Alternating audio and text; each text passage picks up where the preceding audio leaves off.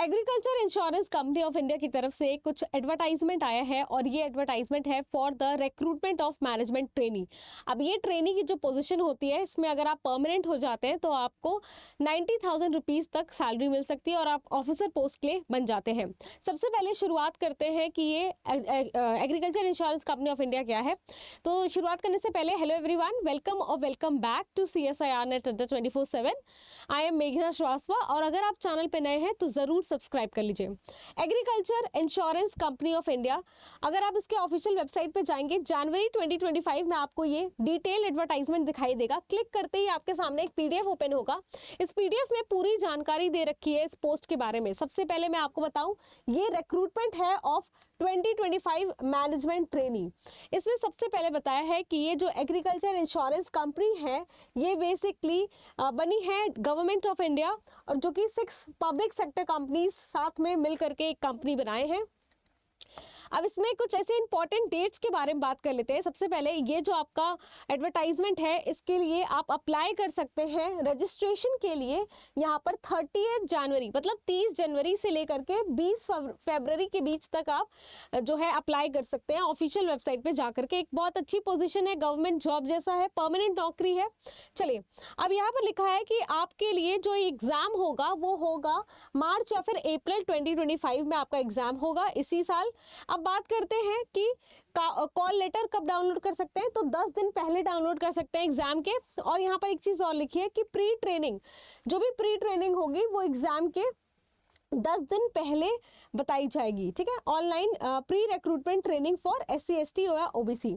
शुरुआत करते हैं कि वैकेंसी किसके लिए आई है और रिजर्वेशंस की बात कर लेते हैं। तो वैकेंसी यहाँ पर IT या फिर अगर आप कोई जनरल नॉर्मल आपने BSc आपकी नॉर्मल ग्रेजुएशन है, किसी भी तरीके के आप ग्रेजुएट हैं तो जर्नलिस्ट या फिर एक्चुअरियल ये 3 पोजीशन के लिए आई है, IT, एक्चुअरियल या फिर जर्नलिस्ट। और नंबर ऑफ वैकेंसीज भी यहाँ दिया है। IT के लिए 20 है, एक्चुअरियल के लिए 5 है और जर्नलिस्ट के लिए 30 है। टोटल आपकी 55 सीट है। अब बात करते हैं कैटेगरी वाइज। तो कैटेगरी वाइज सीट को अलग अलग किया गया है। जैसे यहाँ पर OBC की 19 है, SC की 9 है, ST की 5, EWS 6, अनरिजर्व्ड 16 और टोटल आपकी 55 सीट है। साथ में यहाँ पर और भी कुछ सीट से रिलेटेड इंफॉर्मेशन दी है जिसकी आपको इंफॉर्मेशन बता दी गई है। अब आगे चलते हैं। अब इन्होंने कुछ टर्म्स एंड कंडीशन दिया है। टर्म्स और कंडीशन में क्या लिखा है कि भाई जब आपका ट्रेनिंग पीरियड, एक बार आप सेलेक्ट हो जाते हैं, आप एग्जाम के लिए अपेयर करते हैं, आपका एग्जाम हो जाता है, आप इंटरव्यू देंगे, इंटरव्यू के बाद आपको ट्रेनिंग पीरियड 1 साल तक अटेंड करना होगा और इस ट्रेनिंग पीरियड में आपको जो भी सैलरी मिलेगी कुछ 60,000 तक मिलेगी। और जैसे ही आप ट्रेनिंग पीरियड कंप्लीट करते हैं आप एलिजिबल हो जाते हैं एडमिनिस्ट्रेटिव ऑफिसर स्केल 1 के लिए। इस पोजीशन के लिए आप एलिजिबल हो जाते हैं जिसमें आपकी सैलरी कुछ 90,000 तक बन सकती है। तो इन्होंने साफ साफ इस बात को बता रखा है।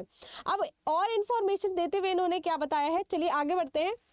सबसे पहले इन्होंने पूरी जो आपकी मैनेजमेंट ट्रेनी और स्केल 1 ऑफिसर के बारे में समझा रखा है। इसी PDF में इन्होंने क्या बताया है कि स्टार्टिंग जो आपकी सैलरी होगी स्टार्टिंग पे जब आप ट्रेनिंग होते हैं तब 60,000 रुपीज़ है एंड वंस आपका ट्रेनिंग पीरियड कंप्लीट होता है आपको अप्रॉक्सीमेटली 90,000 पर मंथ तक मिल सकता है। अब एजुकेशन क्वालिफिकेशन की बात की गई है कि यहाँ पर जर्नलिस्ट, अगर जर्नलिस्ट में वो कैंडिडेट्स आते हैं जिन्होंने ग्रेजुएशन या पोस्ट ग्रेजुएशन किया है किसी भी रिकॉग्नाइज्ड यूनिवर्सिटी से जिसमें उनके 60% मार्क्स है, OBC UR यानी कि अनरिजर्व्ड या फिर EWS कैंडिडेट के लिए और 55% मार्क्स अगर आप SC ST या PWD कैटेगरी में बिलोंग करते हैं।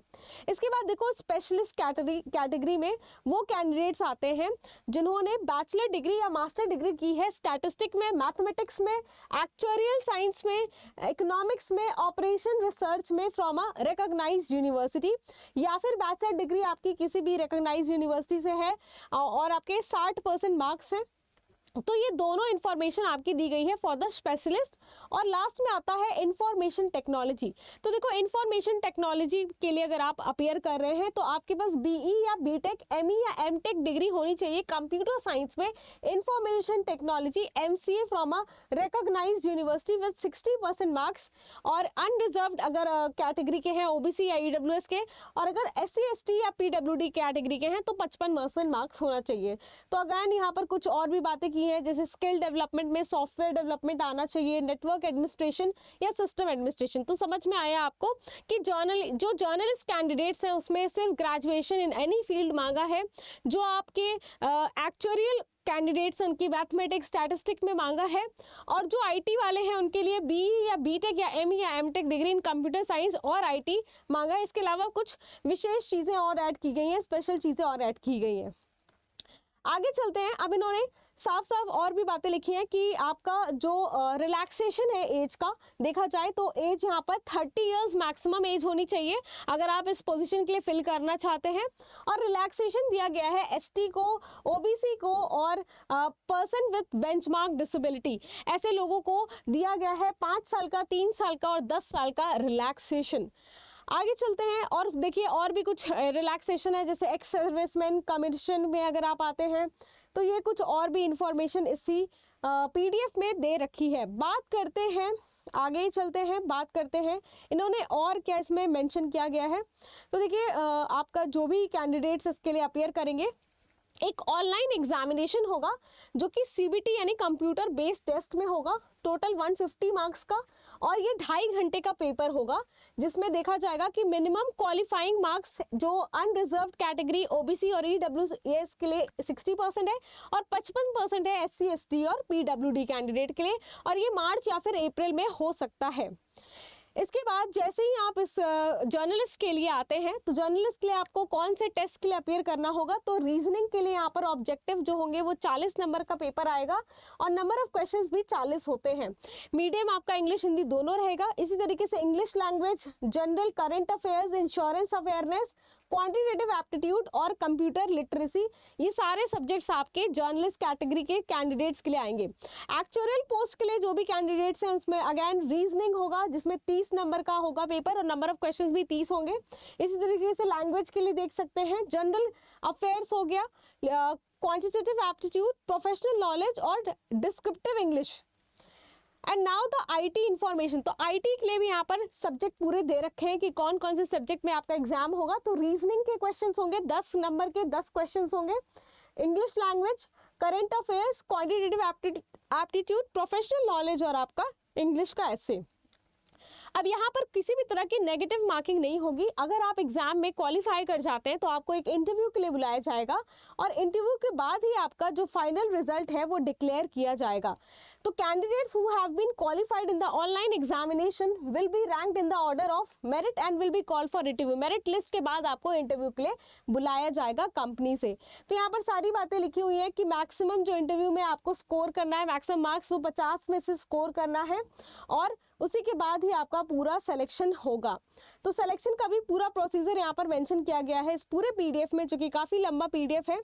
एग्जामिनेशन सेंटर्स भी काफ़ी डिटेल में बताए गए हैं कि आपके हर एक स्टेट में हर एक सेंटर बनाया गया है। तो जो भी इंटरेस्टेड कैंडिडेट्स उनको मैं बता दूं कि जो भी SC ST कैंडिडेट्स हैं उनके लिए 200 रुपीज़ का फॉर्म है and rest of the candidates जो जनरल OBC कैटेगरी में आते हैं उनके लिए 1000 रुपये का ये फॉर्म है। तो ज़रूर फॉर्म को फिल कर रहे हैं जो भी इंटरेस्टेड कैंडिडेट्स हैं। बहुत अच्छा एक अपॉर्चुनिटी है अगर आप जॉब ढूंढ रहे हैं। 90,000 रुपीज़ आपको ऑफिसर लेवल पे मिलेगी। तो ऐसी पूरा पीडीएफ में सब कुछ जानकारी दिया गया है। ऑफिशियल वेबसाइट पे जाकर के आप अप्लाई कर सकते हैं। ऑफिशियल वेबसाइट यहाँ पर दे रखी है। ऑफिशियल वेबसाइट है AICOFindia.com, ठीक है। तो AICOFindia.com, आप इस वेबसाइट पे जाएंगे और आपको अप्लाई करना है इस एडवर्टाइजमेंट के पास ही, ठीक है। तो ऐसी और जानकारी के लिए आपको इस वीडियो को ज़रूर सब्सक्राइब करना है और अपना जो भी इंफॉर्मेशन आपको चाहिए कमेंट सेक्शन में हमसे पूछ लेना है। Thank you so much.